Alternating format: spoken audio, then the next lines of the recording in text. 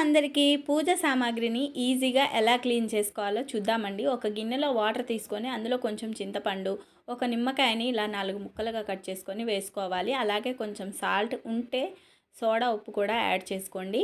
దీన్ని బాగా మరగనివ్వాలండి. బాగా మరగనిచ్చిన తర్వాత ఇందులో మనం ఏవైతే పూజ సామాగ్రి క్లీన్ చేయాలనుకుంటున్నామో అవన్నీ కూడా వేసి కాసేపు అలా వదిలేయాలి.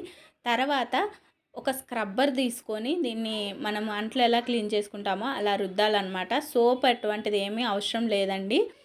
చూసారా ఎంత నీట్గా ఎంత క్లీన్గా వచ్చిందో.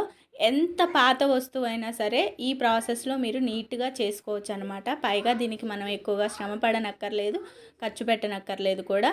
నిమ్మకాయలు అనేవి మనము అంటే ఖరాబ్ అయిపోయిన నిమ్మకాయలు ఉంటాయి కదా, వాటిని ఇందులో యూస్ చేసుకోవచ్చు. చాలా యూస్ఫుల్గా ఉంటుంది.